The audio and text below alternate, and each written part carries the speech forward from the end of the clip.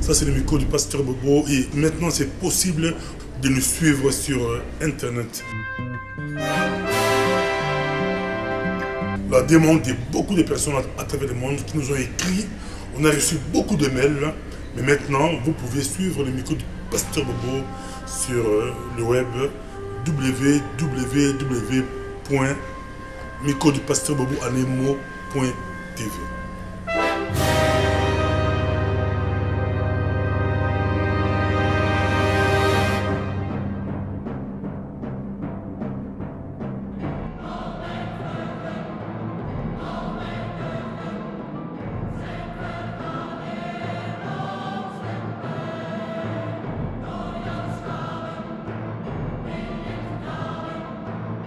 Si tu veux plus de vidéos sur nous, va sur www.microdupasteur-bobo.tv.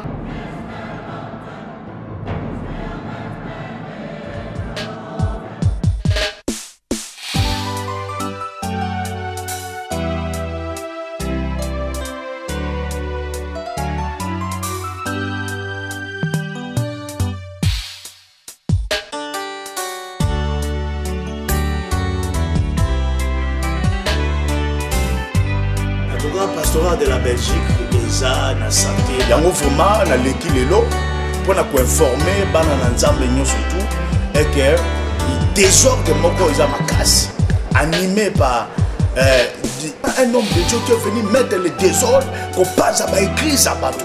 Mais des gens qui sont reçus comme des missionnaires, côté à l'église d'Abango, qui sont venus comme des missionnaires passagers. Alors après ça a suivi vision. Après qu'on soit vision, et si Kabayamba qui a pensé qui.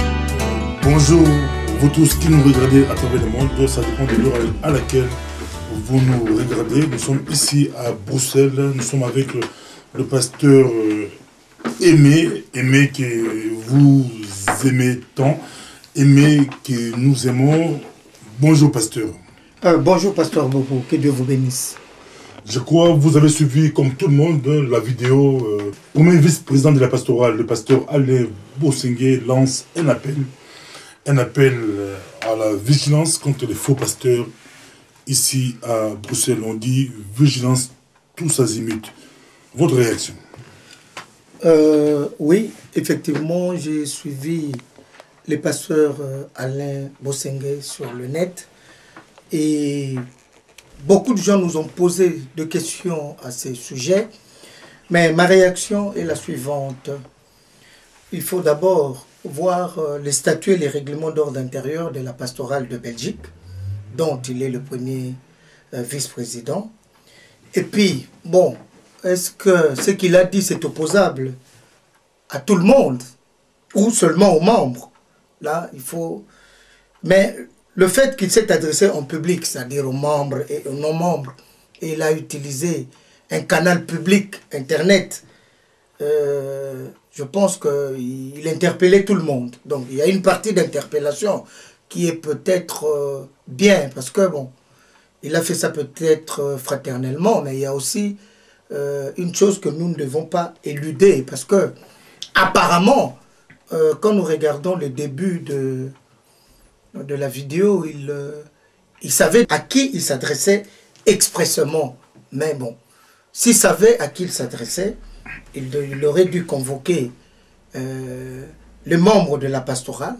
J'espère que cette personne à qui il s'adressait est membre et poser le problème de manière concrète. Parce que tel qu'il a posé le problème,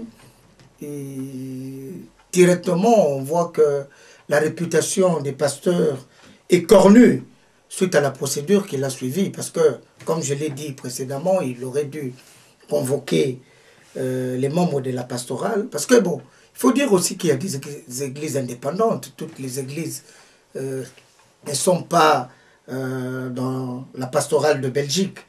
Et puis, à leur niveau, ils doivent voir si le problème doit être réglé au niveau du sommet stratégique ou de la ligne hiérarchique, c'est-à-dire par les analystes de la structure présents dans cette organisation, ou alors faire descendre le problème au niveau de centre opérationnel qualifié ou non qualifié. Mais là, tel que le problème est sorti, c'est quand même un peu fort, parce que là, il n'a pas épargné un frère, bien qu'il n'a pas cité son nom. Bon, moi je pense que dans ces genres d'histoire, la relation entre lui, dans l'heure pastorale, et le pasteur en question, c'est une relation horizontale et non verticale. Et en ces moments-là... Il parle des pasteurs et non d'un pasteur. Non, mais au début... Il y a des faux pasteurs dans la ville. Oui, au début, pasteur Bobo, c'est comme si il connaissait le nom de la personne. C'est après qu'il a généralisé. Ça, c'est très important. Si vous regardez encore la vidéo, vous allez voir. Mais tout ça, moi, je trouve que s'il y a des problèmes comme ça, il pouvait... J'ai parlé de la procédure. Parce qu'une fois... nous étions à Boxtal, convoqués par une organisation aussi. On arrive là-bas, directement, pasteur Bobo, je vois des gens crier « Mouyibi, pasteur Mouyibi ». Et moi, j'avais beaucoup de respect à ces gens-là, parce qu'il y a des gens, il y a surtout le type qui menait la rébellion là-bas, c'était un monsieur que je respecte, parce que je l'ai trouvé en Belgique, quand je suis arrivé dans les années 80 ici, pour étudier, il faisait un doctorat. Mais je n'ai pas compris. Directement, il était vraiment le chef rebelle qui... En colère contre les pasteurs. Contre les pasteurs. Et puis, il me demande expressement comme ça. Mais toi, où tu mets tes dîmes? Donc, ce n'est pas à lui que je dois présenter des dîmes quand même. Et je ne sais pas. Donc, tout ça, ça rentre dans le... Ça fait un peu désordre. Les pasteurs ont le droit d'être respectés. Si les gens commettent de fautes, si... ça intéresse une organisation, il y a beaucoup de moyens pour le faire. Mais des fois, on a souvent critiqué la pastorale. Par exemple, il y a eu un cas où les combattants sont allés menacer un pasteur dans une église vers la frontière. Beaucoup de pasteurs ont réagi que les combattants n'avaient pas droit d'entrer dans une église. Ils devraient d'abord contacter le pasteur. Alain Bosengue, comme vice-président de la pastorale, si dans le pays, il trouve qu'il y a beaucoup de désordre, il peut quand même hausser les tons, parler. Mais moi je dis que, vous voyez, il y a... Souvent, on les critique, vous ne faites rien. Aujourd'hui, il agit, on critique encore. Non, mais moi je crois que...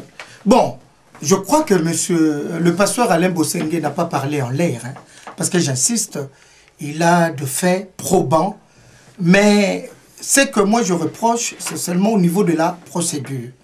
Parce que moi je crois, j'ai un cas d'un pasteur ici, c'était malheureux, on m'a raconté que ce pasteur-là, il s'est rendu souvent à Kinshasa et il avait une autre vie là-bas. Et les enfants ont grandi jusqu'à avoir 9 ans. Et puis une fois, à son église, le fidèle était confronté à une situation de prophétie où une personne en transe a dit « Le pasteur a des enfants, patati patata », et puis directement le pasteur a avoué.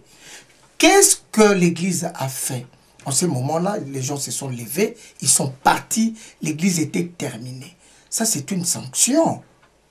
Et c'est une vraie sanction, parce que moi je pense que les premières personnes qui doivent nous sanctionner, c'est nos fidèles. Parce que je vous ai donné un cas où j'arrivais, par exemple à Boxal, on m'a donné un thème à préparer, j'arrive là-bas, je n'avais même pas pris la parole, les autres pasteurs n'avaient pas encore pris la parole, on nous a embusqués, on nous insultait. Vous voyez, alors que moi j'avais amené mes fidèles, je disais, mais si je suis voleur, que mes fidèles disent que je suis voleur. Si je suis voleur, que les ministères de Finances en Belgique disent que je suis voleur. Parce que pasteur Bobo... Contre vous ou non, contre tous les pasteurs. Tous les pasteurs. Clamons que nous, on est des catholiques. C'est pourquoi c'est binzami. Mais entre-temps, je vous rappelle, on était le 3 avril. Mais je ne voulais pas polémiquer. Mais la veille, c'était le vendredi. un jour avant, on venait de montrer un abbé qui a une double vie. Vous avez tous vu. Mais les gens là disaient, oui. L'abbé qui avait 2 femmes. Exactement. Mais entre-temps, eux bravaient, non, Binzam, il faut fermer. Et nous, on est des catholiques. Mais moi, je disais que vous soyez catholique, que vous soyez protestant. C'est votre marche devant Dieu qui compte. Mais il ne faut pas embêter les gens parce que, bon, évidemment, par politesse, surtout, je vous dis, c'est celui qui criait le plus fort. Moi, je l'ai connu ici en Belgique comme doctorant. Je ne sais pas s'il a fini son doctorat. Mais dans les années 80, quand je suis arrivé, il était... Mais avoir un vieux comme ça, commencer à crier, demander des comptes, qu'on lui présente comme s'il était le ministère de Finances en Belgique, moi, je trouve quand même que c'est fort. Tous les pasteurs présents. Parce qu'en France, ce sont des associations loi. En Belgique, ce sont des ASBEL. Chaque fin de l'année, nous présentons nos ressources et la façon dont nous employons l'argent. Nous les présentons. Où est le problème? Mais quand les gens veulent prendre la place de l'État, ça devient un problème. Et même parmi nous les pasteurs, quand les gens veulent maintenant prendre la place de fidèles, parce que les fidèles sont aussi là pour nous sanctionner. Si vous avez une église et que les gens ne viennent pas, est-ce que vous êtes pasteur? Est-ce que avoir des églises indépendantes, c'est bien? Ou être dans des réseaux comme on voit la pastorale de Belgique, quand vous êtes dans des réseaux, là, on peut comme contrôler. Bon, les pasteurs indépendants, ça ne veut pas dire que vous êtes une secte, non. Hein? Parce que, bon, moi, je n'ai pas un pape au-dessus de moi. C'est ça l'indépendance que j'ai. Mon pape, c'est les fidèles qui viennent ici, pasteur Bobo. Parce que si eux décident quelque chose, évidemment, il y a Dieu, il y a moi et il y a eux. Bon, s'il y a des sanctions à faire, je vous ai donné un exemple, que si je me comporte de la façon qui froisse le brebis de Dieu. Est-ce que votre église est organisée de façon qu'on puisse vous contrôler? Exactement. Souvent, les pasteurs indépendants, bon, ils contrôlent tout, il est au-dessus de tout le monde. Non, mais pasteur Bobo, mais je crois qu'il y a quelques jours, je vous ai présenté, il y a des fardes, des contributions. Donc tout ça, je suis contrôlé par le ministère des Finances en Belgique, parce que nous envoyons chaque année les états financiers là-bas, donc tout ce que nous avons, les dîmes, les offrandes des consorts, et comment on a utilisé. Et puis le fidèle, ils savent. Donc moi je pense que c'est tout un verrou. Et puis nous sommes dans un réseau. Je ne suis pas peut-être dans la pastorale belge, mais moi je suis dans un réseau de 700 églises à travers le monde. Donc pour moi c'est déjà bon. Donc Alain Bosengue a aussi le droit de d'osser les tons contre les élections libres? Non. Contre les gens qui sont dans la pastorale, oui. Mais c'est ce que nous avons dit.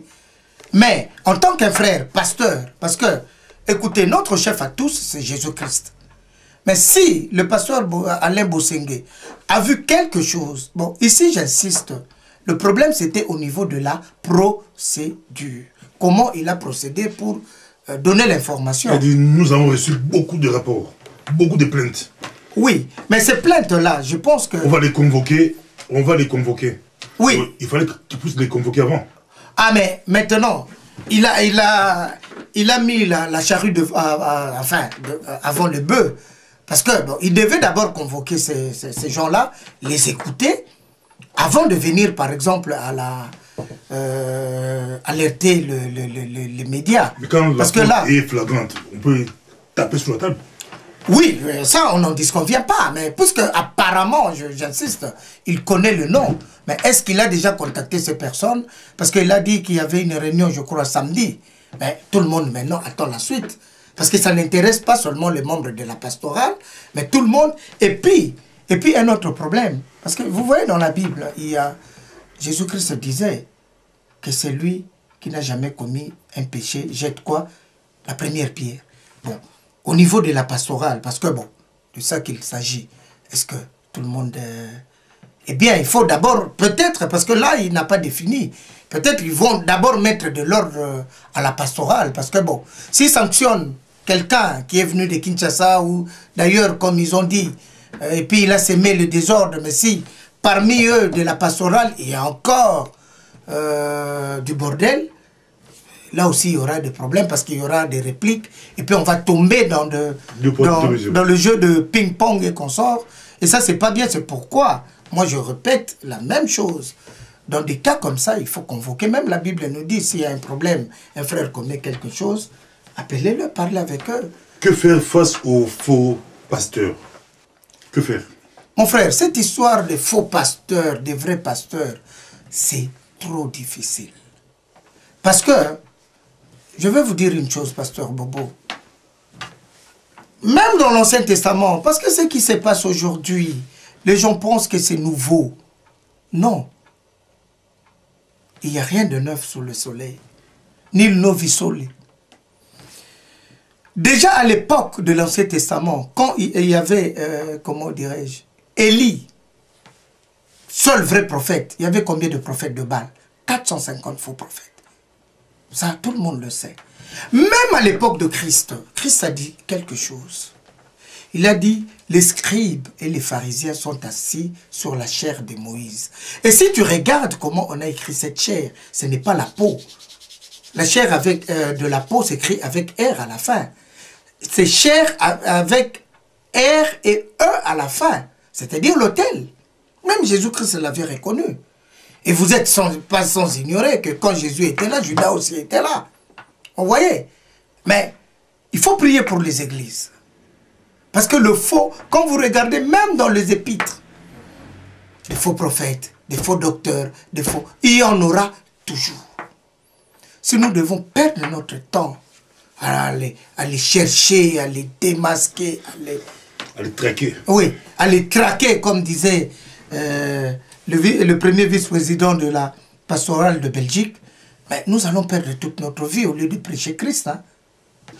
Aujourd'hui, on était avec le pasteur Aimé ici à Strombeck-Bever. Nous sommes très contents d'écouter le pasteur Aimé. Beaucoup de réactions.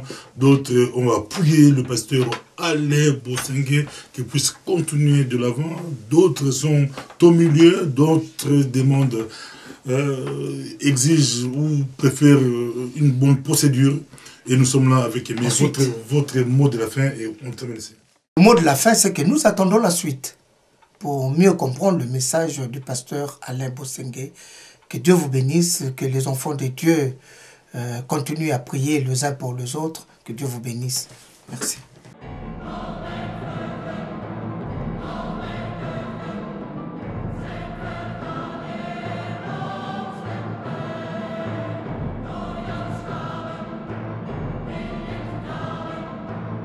Si tu veux plus de vidéos sur nous, va sur www.microdupasteur bobo.tv.